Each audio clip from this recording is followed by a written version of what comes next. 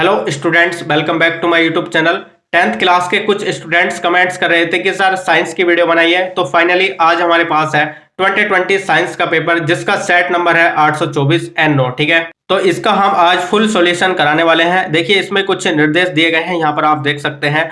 यह प्रश्न पत्र 3 खंडों क, ख एवं ग में विभाजित है। तो देखिए आपको खंड क में फिजिक्स देखने को मिलेगी और खंड ख में केमिस्ट्री देखने को मिलेगी और खंड ग में बायोलॉजी। ठीक है, तो इस वीडियो में हम केवल खंड क के सभी क्वेश्चन सोल्व करेंगे और नेक्स्ट वीडियो में खंड ख और ग को भी पढ़ेंगे। देखिए इसमें कुछ और भी निर्देश दिए गए हैं, यहाँ पर आप वीडियो को पॉज करके देख सकते हैं।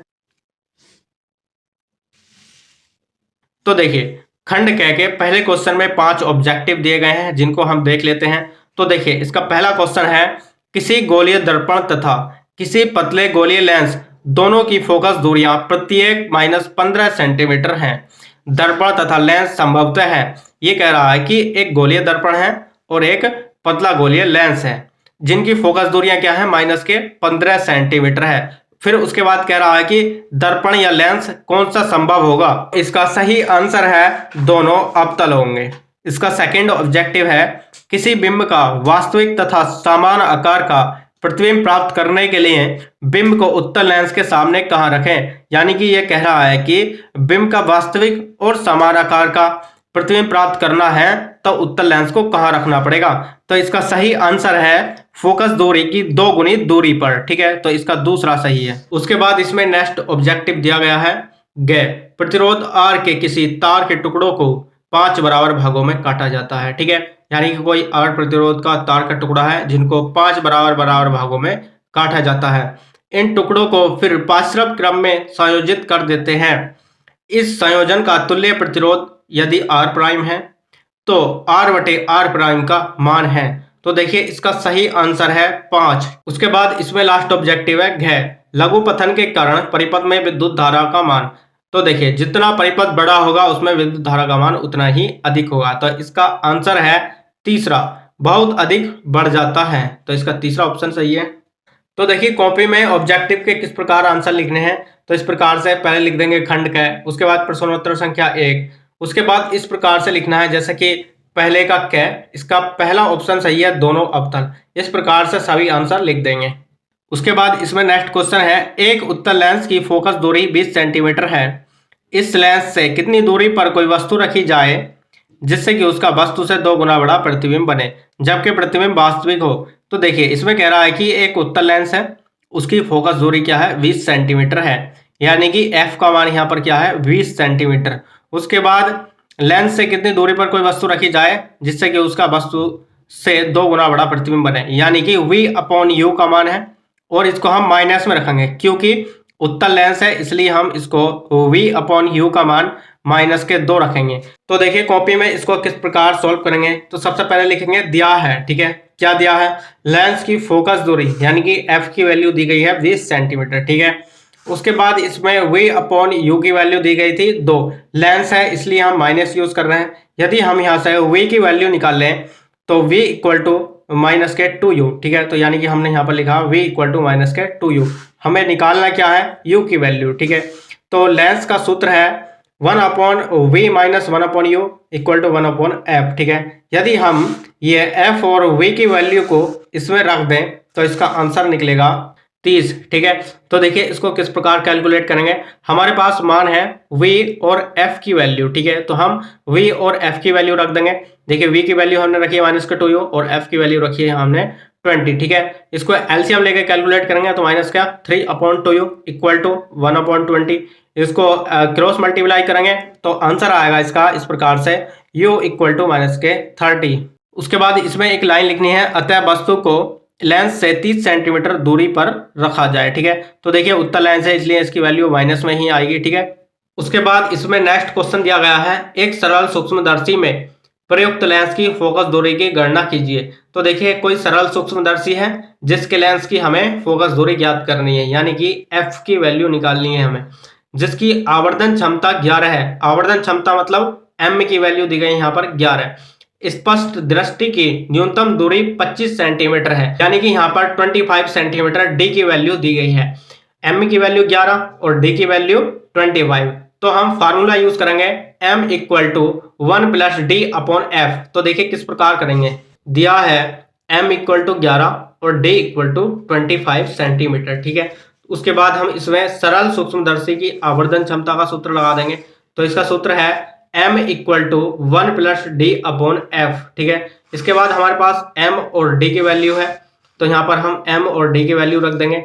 m की वैल्यू 11 और d की वैल्यू 25, ठीक है। इसके बाद हम इसको कैलकुलेट करेंगे, एक को इसको इधर लेके जाएंगे, तो 11 माइनस 1 यानी कि यहाँ पर लिख देंगे 11 माइनस 1 इक्वल टू ये वाला 25 अपॉन एफ, ठीक है। 11 में से 1 गया 10 इक्वल टू 25 अपॉन एफ, ठीक है। उसके बाद हम f की वैल्यू निकालेंगे, तो f को इधर ले जाएंगे और 10 को इसके नीचे ले आएंगे, ठीक है। f इक्वल टू 25 अपॉन 10, 10 से 25 को डिवाइड करेंगे तो f की वैल्यू आ जाएगी 2.5 सेंटीमीटर, यानी कि सरल सूक्ष्मदर्शी की लेंस की फोकस दूरी जो होगी वो f इक्वल टू 2.5 सेंटीमीटर होगी। उसके बाद इसमें नेक्स्ट क्वेश्चन है 3,4, 25 तथा 100 सेंटीमीटर फोकस दूरी के 4 उत्तल लेंस हैं, ठीक है।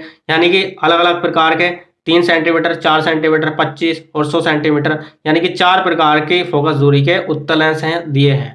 खगोलीय दूरदर्शी के अविद्रश्यक तथा नेत्रिका के लिए किस किस लेंस का उपयोग करने से अधिकतम आवर्धन क्षमता प्राप्त होगी।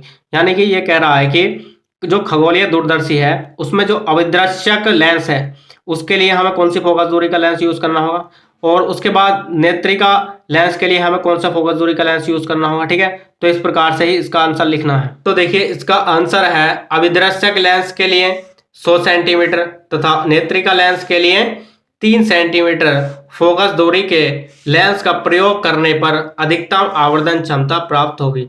यानी कि हमें अविद्रश्यक लेंस के लिए 100 सेंटीमीटर फोकस दूरी का लेंस यूज करना होगा और नेत्रिका लेंस के लिए हमें 3 सेंटीमीटर फोकस दूरी का लेंस यूज करना होगा, जिससे अधिकतम आवर्धन क्षमता प्राप्त होगी, ठीक है।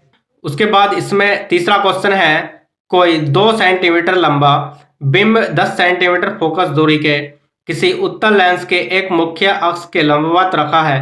यानी कि कोई 2 सेंटीमीटर लंबा बिंब है जिसकी फोकस दूरी क्या है, 10 सेंटीमीटर है। कह रहा है कि उत्तल लेंस के मुख्य अक्ष के लंबवत रखा है। बिंब की लेंस से दूरी 15 सेंटीमीटर है, यानी कि जो बिंब की लेंस से जो दूरी है वह 15 सेंटीमीटर है।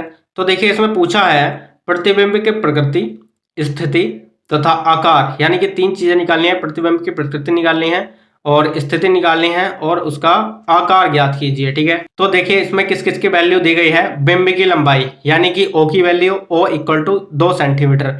उसके बाद फोकस दूरी यानी कि एफ की value F equal to 10 centimetre. उसके बाद लेंस की दूरी यानी कि यू की वैल्यू दी गई है 15 सेंटीमीटर। लेंस के लिए हम माइनस के यूज करेंगे, यू इक्वल टू माइनस के 15 सेंटीमीटर। हमें निकालनी है स्थिति, ठीक है, और आकार और प्रतिबिंब की आकृति। तो देखिए स्थिति निकालने के लिए हम आई की वैल्यू को निकालेंगे।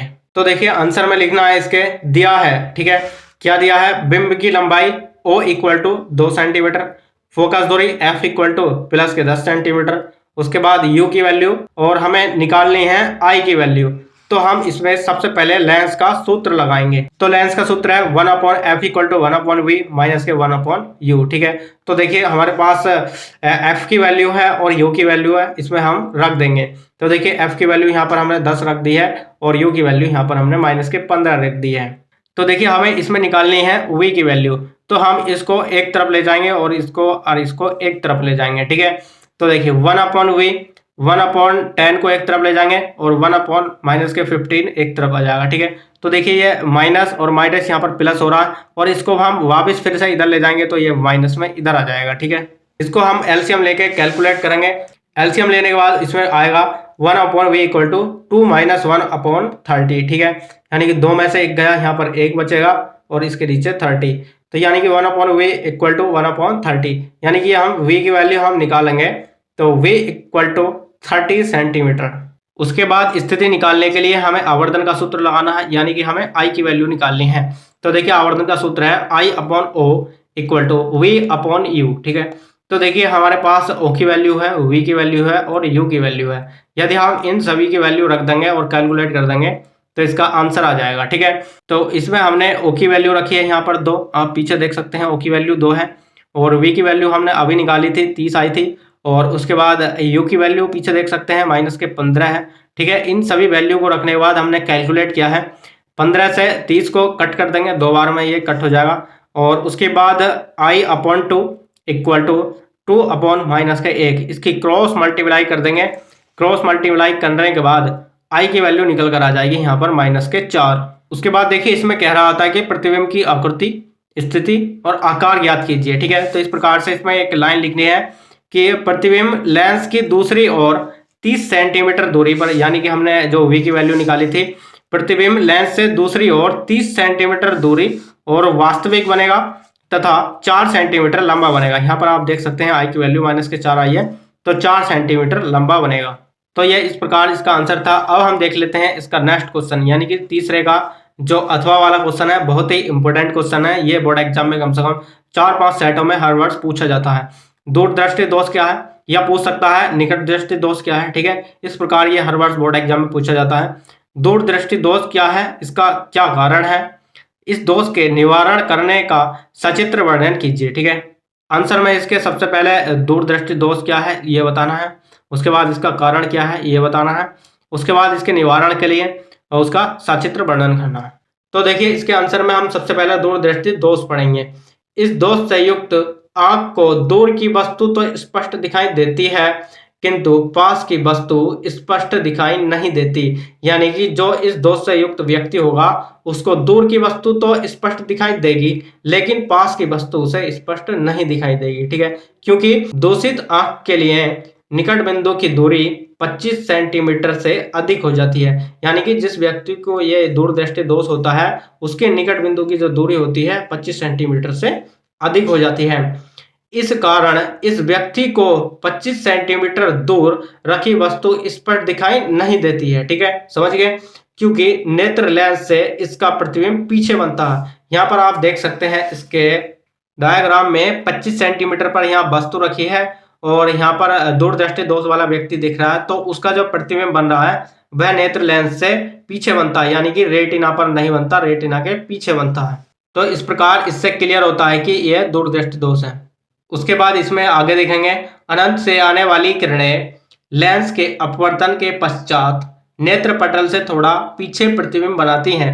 यानी कि कोई अनंत से किरणें आ रही हैं, ठीक है, नेत्र पर अपवर्तन के पश्चात नेत्र पटल से थोड़ा पीछे प्रतिबिंब बनाएंगी। ठीक है, इस दोष का कारण भी या तो नेत्र पटल का नेत्र लेंस के पास आ जाना, ठीक है, अथवा लेंस की अधिकतम फोकस दूरी बढ़ जाना। तो इस प्रकार इसमें दो ही कारण हो सकते हैं कि या तो नेत्र पटल नेत्र लेंस के पास आ जाएगा या फिर नेत्र लेंस की फोकस दूरी बढ़ जाएगी। ठीक है, उसके बाद इसका निवारण है, इसके निवारण के लिए उत्तल लेंस का प्रयोग करना चाहिए। इसके निवारण के लिए कौन सा प्रयोग करना चाहिए, उत्तल लेंस का प्रयोग करना चाहिए। ठीक है, तो ये इस प्रकार से यहाँ तक इस क्वेश्चन को कंप्लीट कर सकते हैं। अब हम क्वेश्चन नंबर 3 का जो खेखंड दिया है उसको पढ़ेंगे। तो क्वेश्चन दिया है, किसी विद्युत प्रेस में अधिकतम तापन दर के लिए 840 वाट की ऊर्जा मुक्त होती है तथा 360 वाट की दर से उस समय ऊर्जा मुक्त होती है जब तापन की दर न्यूनतम होती है। यानी कि अधिकतम तापन दर के लिए 840 वाट की ऊर्जा मुक्त होती है और न्यूनतम तापन दर के लिए 360 वाट की ऊर्जा मुक्त होती है। ठीक है, यदि विद्युत आपूर्ति की वोल्टता 220 वोल्ट है, यानी कि उसको 220 वोल्ट दिए जा रहे हैं, ठीक है, तो दोनों प्रकरणों में विद्युत धारा तथा प्रतिरोध का मान परिकलित कीजिए। यानी कि इसमें विद्युत धारा I का मान ज्ञात करना है और प्रतिरोध R का मान ज्ञात करना है। ठीक है, तो देखिए इसमें दो कंडीशन दी गई हैं, अधिकतम तापन की दर के लिए और न्यूनतम तापन दर के लिए। ठीक है, तो देखिए ये जो मान दिए गए हैं, ये P1 का मान दिया गया है 840 और ये P2 का मान दिया गया है 360। ठीक है, इसमें दो कंडीशन है, अधिकतम और न्यूनतम। P1 और P2 इस तरीके से ये मान दिए गए हैं और वोल्टेज रहेंगे दोनों में सेम 220 वोल्ट। तो देखिए इसको सॉल्व करते हैं। दिया है अधिकतम तापन दर के लिए P1 का मान 840 वाट और इसमें वोल्टेज रहेंगे यानी कि V का मान 220 वोल्ट। निम्नतम तापन दर के लिए P2 का मान 360 वाट, ठीक है, और वोल्टेज इसमें सेम रहेंगे V इक्वल टू 220 वोल्ट। ठीक है, यानी कि P1 का मान 840 वाट और P2 का मान 360 वाट और वोल्टेज दोनों में 220 वोल्ट।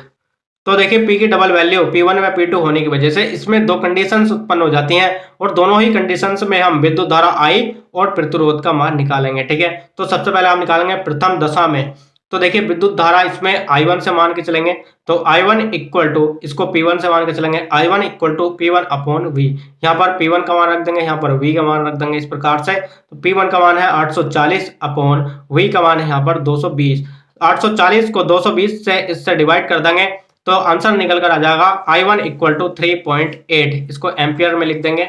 उसके बाद अब हम प्रतिरोध निकालेंगे। यहाँ पर आप देख सकते हैं प्रतिरोध R1 equal to V square upon P1। ठीक है, तो देखिए V का मान रखेंगे, यहाँ पर V स्क्वायर है तो इसलिए हमने 220 क्रॉस 220। ठीक है, उसके बाद में P1 का मान रख दिया हमने 840। देखिए इसको हमने कैलकुलेट किया तो आंसर निकल कर आया 57.6 ओम। तो इस प्रकार R1 की वैल्यू निकल कर आ गई 57.6 ओम। ठीक है, अब हम देख लेते हैं द्वितीय दशा में। तो देखिए द्वितीय दशा में भी हम I2 का मान निकालेंगे और R2 का मान निकालेंगे। तो इस प्रकार I2 equal to P2 upon V। P2 का मान रखेंगे और V का मान रखेंगे। P2 का मान है 360 और V का मान है 220। 360 को 220 से इसको डिवाइड करेंगे तो 1.6 एम्पियर आ जाएगा, यानी कि I2 की वैल्यू निकल कर आ जाएगी 1.6 एम्पियर। तो देखिए प्रतिरोध R2 equal to V square upon P2। ठीक है, V का मान रखेंगे, देखिए 220 है और ये स्क्वायर है इसलिए 220 इंटू 220। ठीक है, अपॉन P2 का मान है 360। इस प्रकार से इसको कट करेंगे और इसको कैलकुलेट करके R2 की वैल्यू निकल कर आ जाएगी 134.4 ओम। अब हम नेक्स्ट क्वेश्चन देख लेते हैं, क्वेश्चन नंबर 4। निम्नांकित आरेख खींचकर किसी विद्युत जनित्र का सिद्धांत तथा कार्यविधि स्पष्ट कीजिए। इसमें वृषों का क्या कार्य है। ठीक है, देखिए विद्युत जनित्र का यहाँ पूरा सिद्धांत आया है। ये बोर्ड एग्जाम के लिए बहुत इंपॉर्टेंट है। ये हर साल किसी न किसी सेट में बोर्ड एग्जाम में हर वर्ष पूछा जाता है। तो देखिए इस क्वेश्चन में आपको क्या क्या करना है। विद्युत जनित्र का पूरा सिद्धांत करने के लिए इसमें आरेख खींचनी है उसकी, और इसमें वृषों का कार्य बताना है और उसकी कार्यविधि लिखनी है। ठीक है, तो देखिए इसके आंसर में सबसे पहले हेडिंग लिखेंगे जनित्र का सिद्धांत। ठीक है, उसके बाद इसमें आगे लिखेंगे जब किसी बंद कुंडली को किसी शक्तिशाली चुंबक क्षेत्र में तेजी से घुमाया जाता है तो उसमें से गुजरने वाले चुंबकीय फ्लक्स से लगातार परिवर्तन होता रहता है। यानी कि जब किसी बंद कुंडली को किसी शक्तिशाली चुंबक के बीच में घुमाया जाता है तो उसमें गुजरने वाले चुंबकीय फ्लक्स में लगातार परिवर्तन होता रहता है। ठीक है, जिसके कारण कुंडली में विद्युत धारा प्रेरित हो जाती है। किसके कारण? चुंबकीय फ्लक्स में लगातार परिवर्तन के कारण। चुंबकीय फ्लक्स में लगातार परिवर्तन के कारण कुंडली में विद्युत धारा प्रेरित हो जाती है।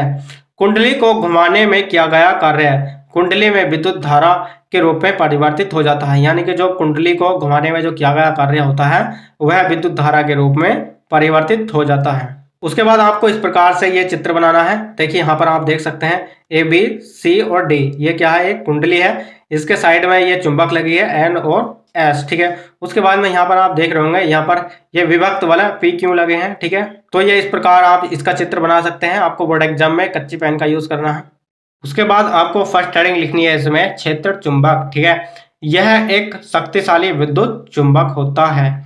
इसमें दिष्ट धारा प्रभावित होती है। यह चुंबक के ध्रुवों N व S के बीच एक शक्तिशाली चुंबकीय क्षेत्र उत्पन्न होता है। इसी में आर्मेचर घूमता है। ठीक है, उसके बाद सेकंड हेडिंग लिखेंगे आर्मेचर। यह कच्चे लोहे के आयताकार फ्रेम में तांबे के पृथक्कृत तार को लपेटकर कुंडली ABCD बनाई जाती है।